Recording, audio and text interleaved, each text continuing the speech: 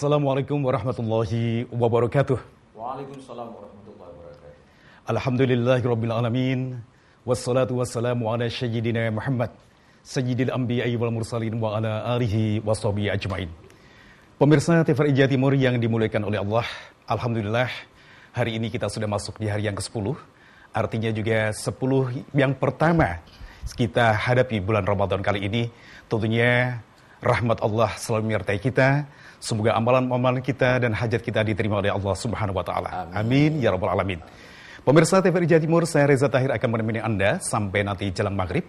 Dan setiap episode pasti ada tema yang kita angkat pada sore hari ini. Dan sore hari ini kita angkat tema Akhlakul Karimah. Saya akan hadir kembali untuk Anda setelah yang satu ini.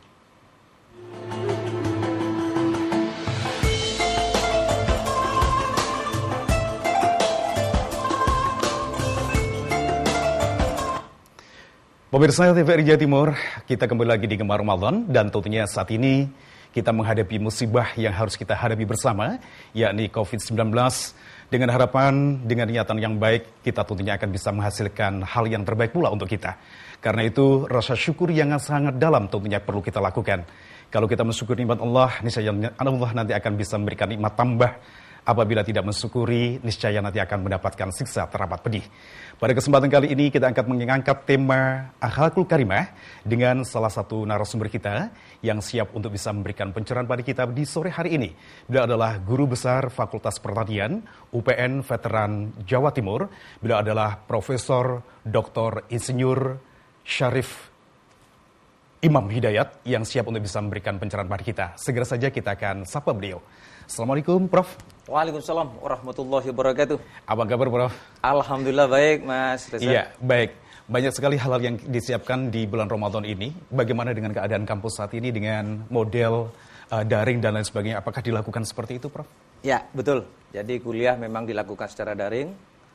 Pembimbingan juga untuk para mahasiswa untuk menyelesaikan tugas-tugasnya, baik tugas untuk sifatnya untuk KKP, kemudian juga untuk skripsi, juga yang di pasca sarjana. Iya, dilakukan dengan daring ya, Prof ya? Betul. Alhamdulillah, di situasi seperti ini tentunya kita tetap berpikir positif. Betul. Bahwasanya segala sesuatu pasti ada rencana dari Allah. Positif dan optimis. Oh ya, seperti itu. Baik. Ya, baik, Prof.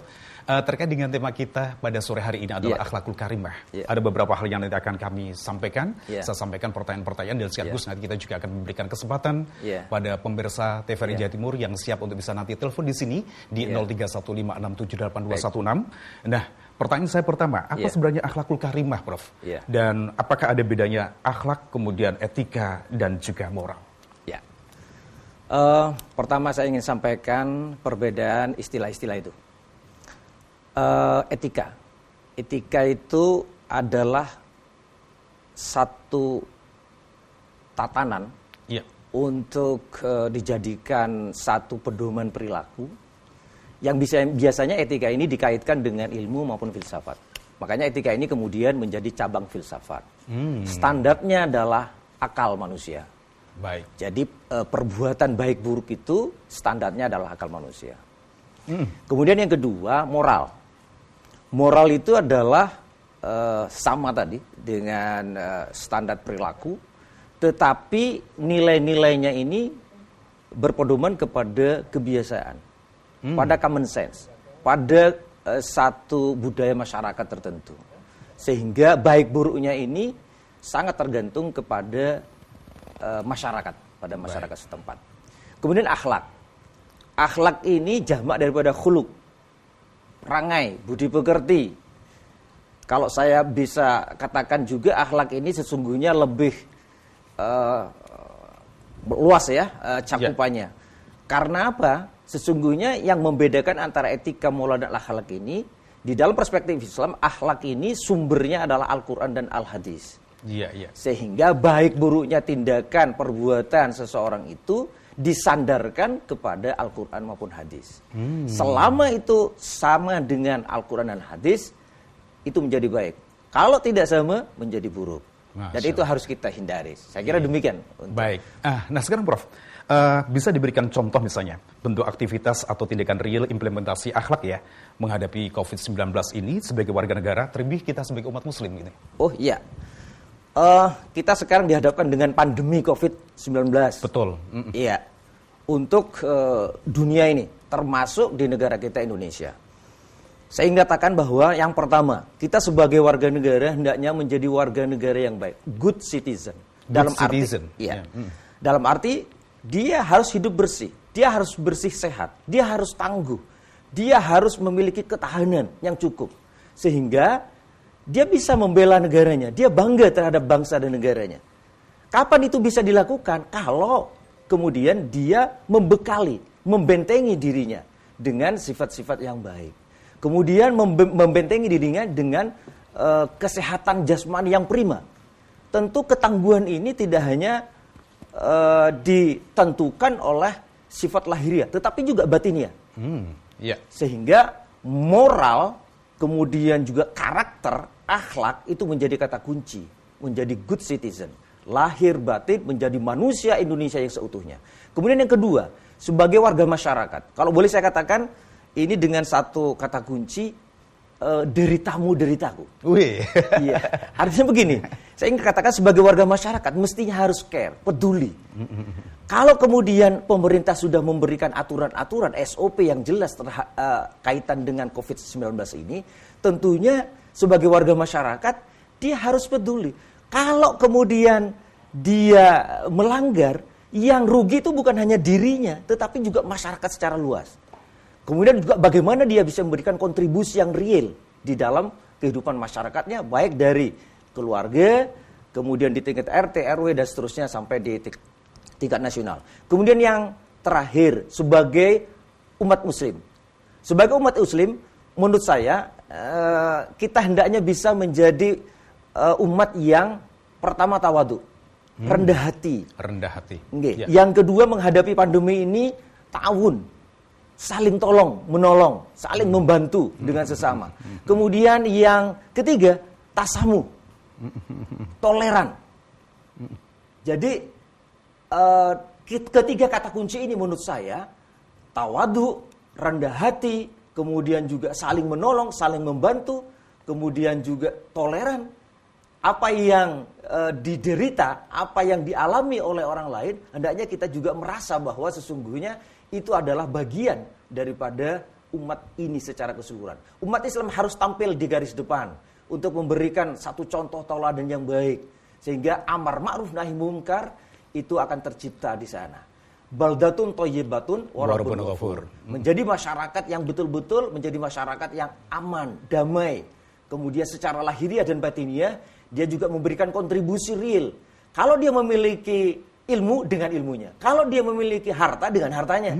Kalau dia memiliki tenaga dengan tenaganya. Inilah momentum yang sangat tepat menurut saya pada saat seperti sekarang ini. Kita dibutuhkan oleh bangsa, oleh negara, oleh masyarakat secara luas. Wih, luar biasa. Jadi tawadhu, ta'awun, kemudian juga tasamu ya tadi ya. Dan kalau kita lihat di bulan Ramadan ini tentunya kita harus banyak bersodakoh. Enggak sodakoh, kalau kita sodakoh dengan ilmu, insya Allah kepandian yang akan kita terima. Betul. Kalau kita dengan fisik kita, insya Allah kesehatan yang akan kita terima seperti ya Prof ya. Nah, sekarang Prof, ada hal yang menggelitik saya. Bagaimana dasar-dasar tujuan pendidikan akhlak mulia dalam pendidikan Islam itu sesungguhnya gitu ya? Ya. Pendidikan akhlak ini bagian daripada agama kita, agama Islam. Nah, akhlak ini dalam perspektif Islam memiliki kedudukan sangat tinggi, sangat mulia, menjadi barometer keimanan. Ada salah satu hadis mengatakan bahwa akmalul mu'minina imanan ahsanuhum khuluqa.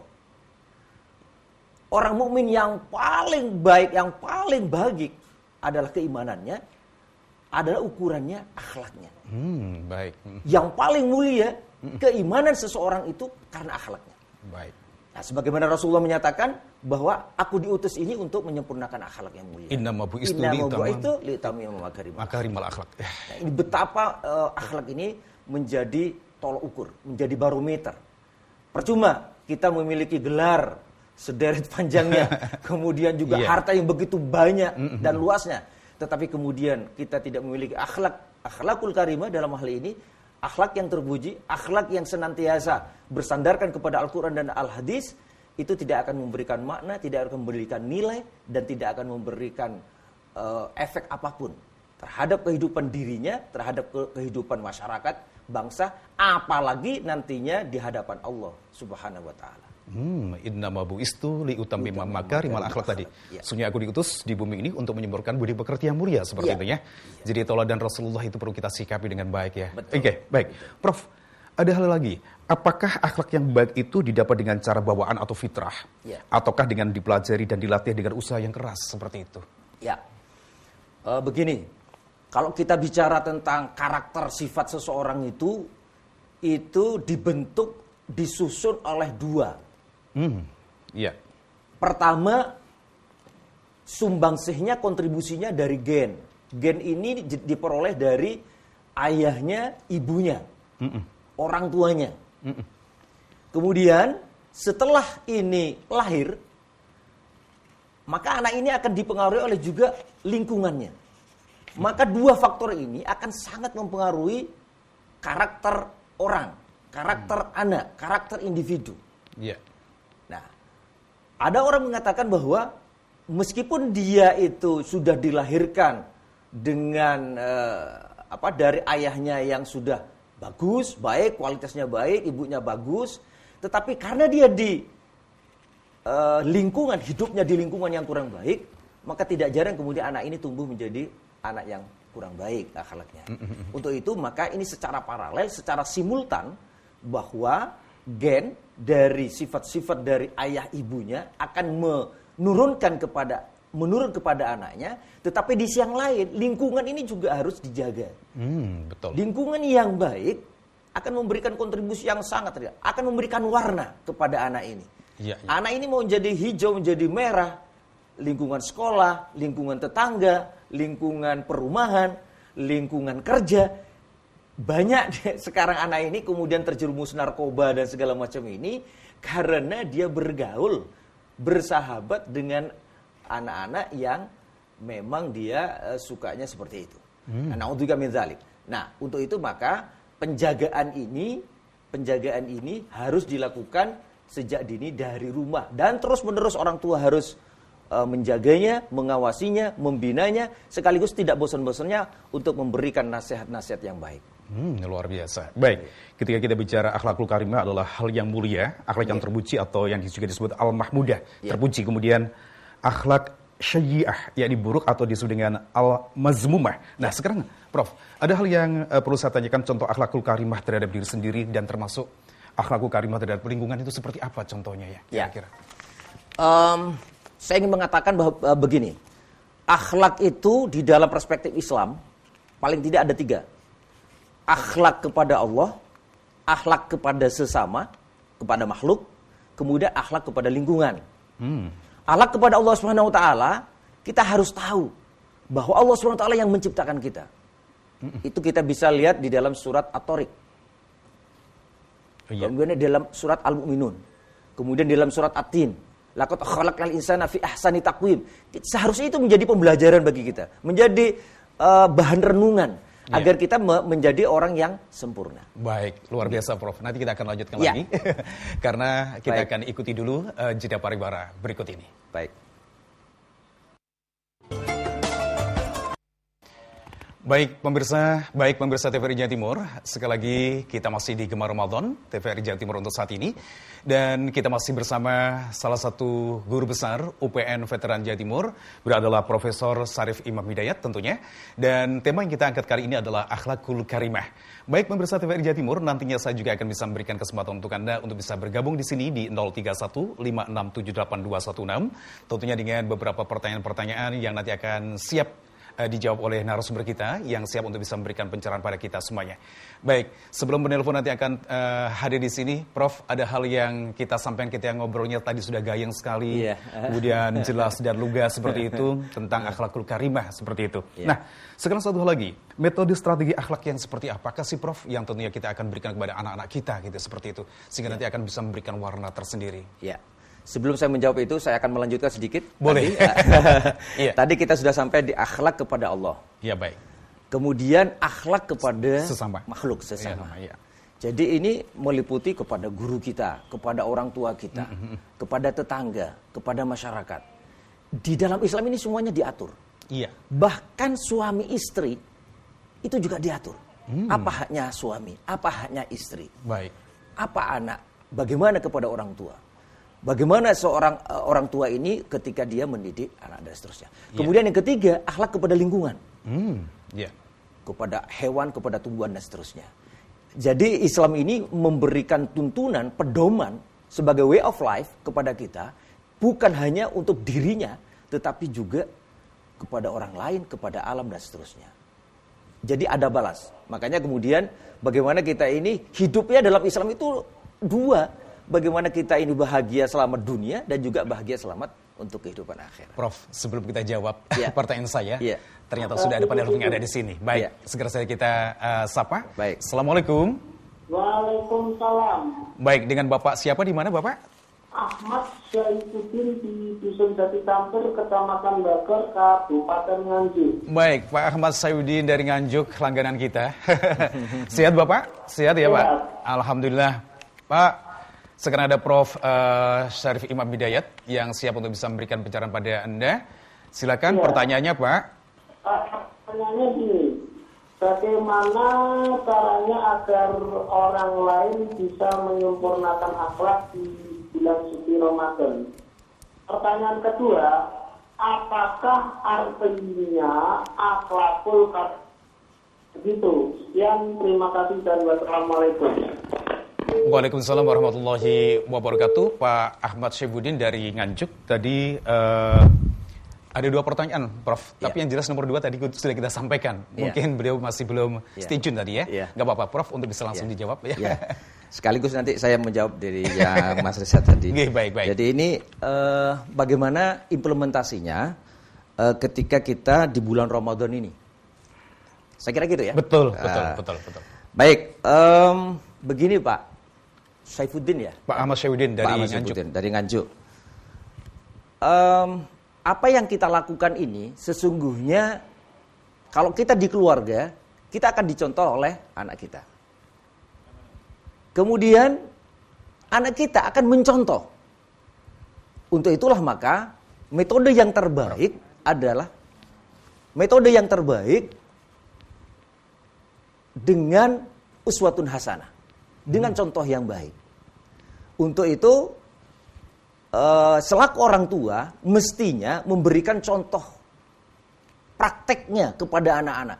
Bukan hanya teori, bukan hanya ucapan, tetapi dengan perbuatan nyata. Kemudian di bulan Ramadan ini kita ketahui bersama bahwa sementara ini karena kita ada di COVID-19, ada PSBB dan seterusnya, ada aturan pemerintah, tentu sholat tarawih dan segala macam itu biasanya sudah banyak yang ditiadakan. Kemudian juga mau'idatul hasanah juga. Yang kedua metodenya mau'idatul hasanah. Paling tidak Pak Syaifuddin, kita memberikan nasihat-nasihat. Karena nasihat ini sangat penting. Akan direkam oleh anak-anak kita. Bagaimana kemudian anak-anak itu akan tumbuh berkembang menjadi manusia yang baik nantinya. Karena kemudian diberikan masukan-masukan nasihat-nasihat yang baik. Kemudian yang ketiga, yang tidak kalah pentingnya adalah dengan cara habituasi. Pembiasaan. Pembiasaannya. Dibiasakan. Mulai dari kecil. Mulai dari sekarang. Mulai dari yang kecil-kecil. Dibiasakan. Karena akhlakul karimah, akhlak yang terpuji itu bukan hanya diteorikan, bukan hanya didengung-dengungkan saja, diberikan satu pendidikan dan seterusnya, tetapi tadi uswatun hasanah dengan nasihat dan juga habituasi, pembiasaan. Bagaimana anak-anak kita ini bersih. Makanya di dalam menghadapi pandemi COVID-19 ini kita dibiasakan untuk membersihkan cuci tangan dengan hand sanitizer, kemudian juga memakai masker, kemudian juga mentaati physical distancing, menjaga jarak. Ini semua dilakukan dalam rangka memberikan kemaslahatan. Bukan hanya untuk dirinya, tetapi juga kemaslahatan untuk orang lain.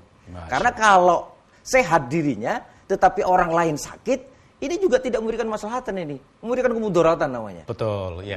Jadi saya kira di bulan Ramadan ini lebih-lebih akhlakul karimah ini, akhlak yang mulia, ini harus kita lipat gandakan. Karena pahala di bulan Ramadan ini sangat-sangat besar dan sangat-sangat dilipat gandakan oleh Allah Subhanahu wa taala. Saya kira demikian. Baik, terima kasih Prof.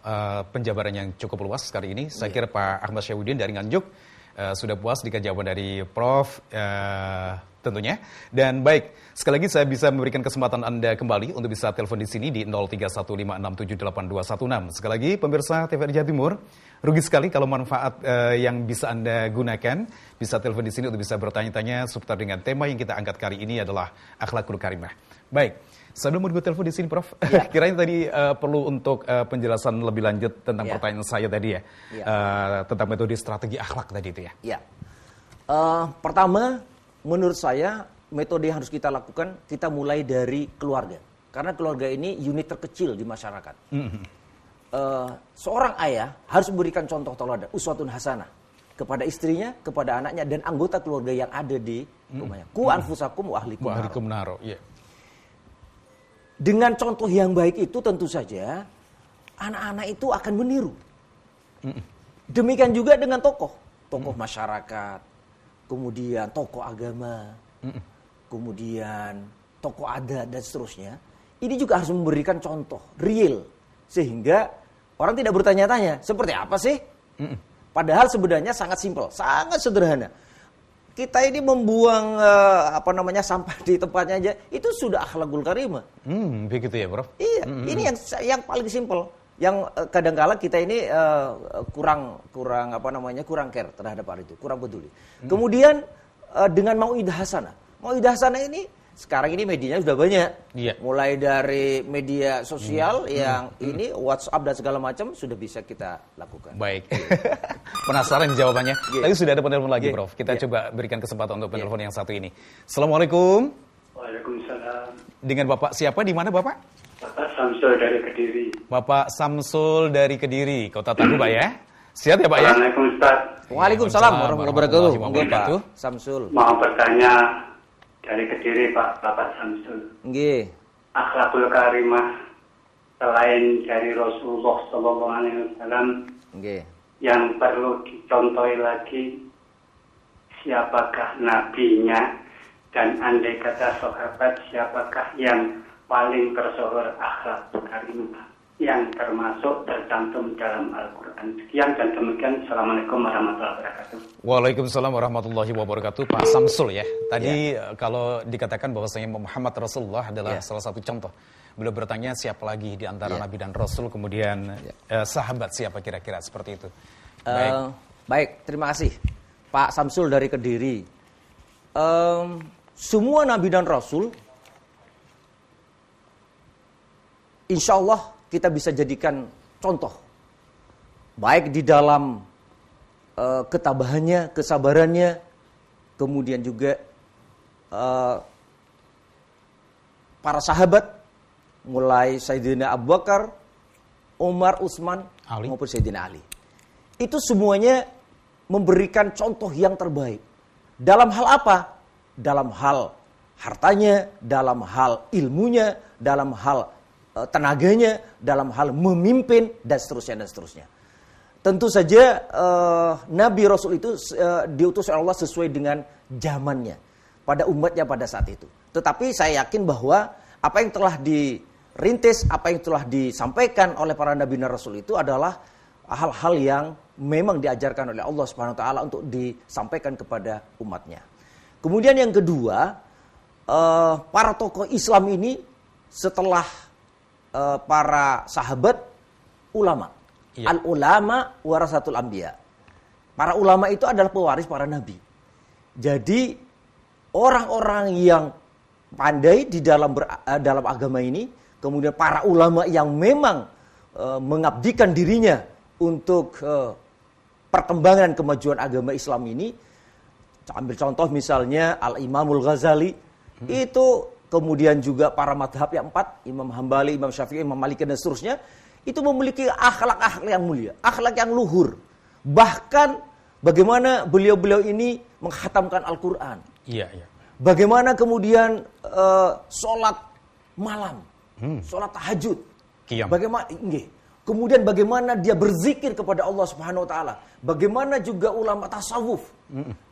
Saking dia ingin menjaga hatinya, dia tidak ingin sedetik pun tergelincir di dalam tidak mengingat kepada Allah Subhanahu wa taala. Ini sungguh sangat mulia. Karena dengan yang demikian ini, akhlak yang demikian ini, maka akan membimbing dirinya, menjadi pedoman bagi dirinya, akan membentengi dirinya untuk tetap selalu di dalam Shiratal Mustaqim.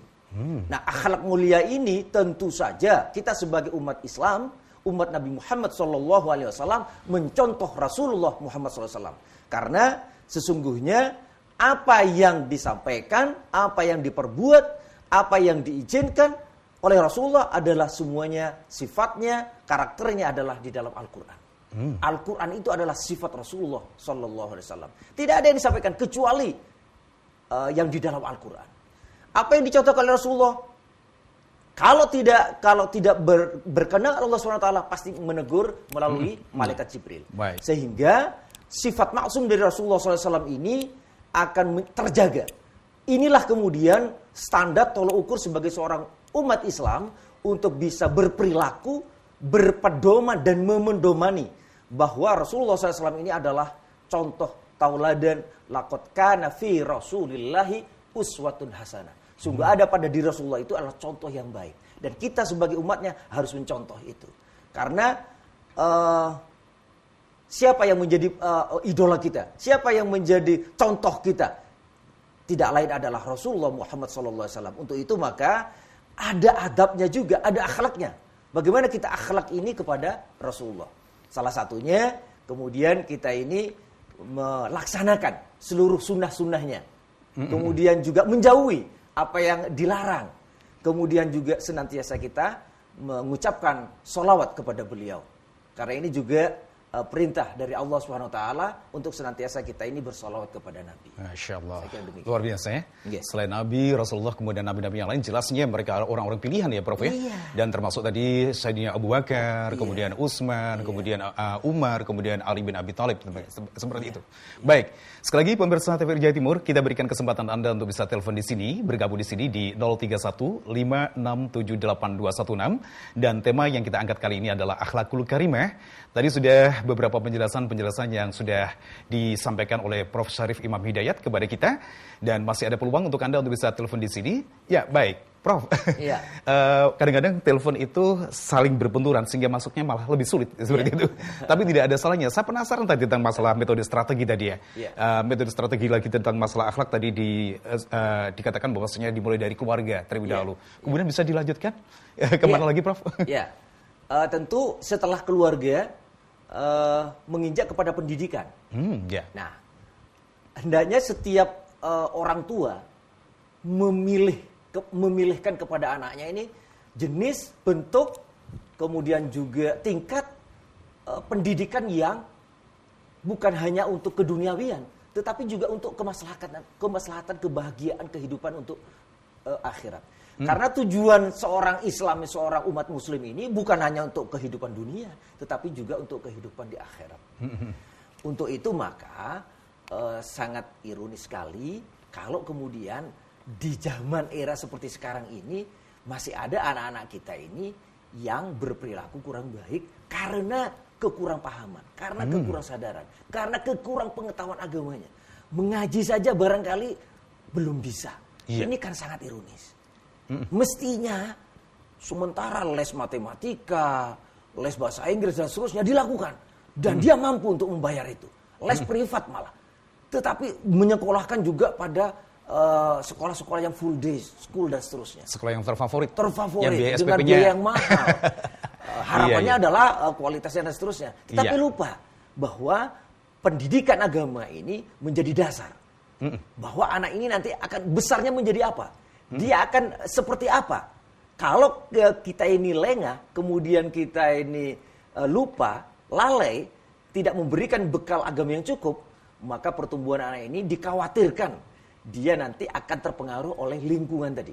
Pendidikan di Indonesia ini, saya ingin menyitir sedikit Mas Reza. Di dalam pasal 3, Undang-Undang nomor 20 2003, ini bab 2 pasal 3, itu tentang sistem pendidikan nasional. Itu sangat jelas bahwa pendidikan di Indonesia ini berfungsi mencetak manusia-manusia yang pertama beriman dan bertakwa. Nah, tuh. Kepada Tuhan Yang Maha Esa. Yang kedua, berakhlak mulia. Yang ketiga, sehat.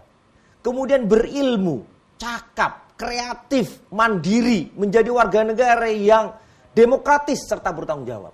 Menurut saya, pendidikan yang komprehensif itu adalah pendidikan yang memberikan nuansa ini semua. Artinya bahwa komprehensif dalam arti olah pikir, olah hati, olah rasa, dan olahraga. Baik, luar biasa. Jelas lugas seperti ini. Prof, rasanya ngobrol kita hanya sekelumit ya saat ini. Masih banyak yang perlu kita asah seperti itu. Tapi berhubung waktu kita yang begitu mepet sekali, tentunya ada kesimpulan yang bisa disampaikan untuk sore hari ini kepada pemirsa TVRI Jawa Timur, Prof. Silakan, Prof. Pertama, saya ingin sampaikan bahwa ada 4 pilar pendidikan menurut UNESCO. Learning to know, learning to do, learning to be, learning to live together. Baik. Knowledge is power, but character is more. Sehingga pendidikan karakter itu justru lebih penting, lebih bermakna, lebih strategis daripada hanya sekedar kita memberikan intelektualitas yang nuansanya hanya untuk keilmuan duniawi. Menurut saya, akhlakul karimah ini dibentuk salah satunya dengan pendidikan, dengan habituasi, dengan memberikan pengetahuan yang cukup, terutama dalam pendidikan agama. Saya kira demikian, mudah-mudahan akhlak ini akan menjadi penggerak motivasi bagi kita, karena ini menjadi barometer keimanan kita, karena orang mukmin yang paling mulia adalah, yang paling sempurna keimanannya adalah orang yang paling baik akhlaknya. Saya kira demikian. Masya Allah, luar biasa. Terima kasih Prof atas kehadirannya untuk saat ini. Dan insya Allah kita nanti akan ketemu lagi di lain kesempatan di Ramadan. Ya. Baik. Amin. Baik, pemirsa TVRI Jawa Timur, tidak terasa acara Gemar Ramadan tuntas sudah. Banyak hal yang kita petik untuk hari ini. Semoga hari ini adalah hari yang menyenangkan untuk Anda bersama orang-orang tercinta dan terkasih di hati kita.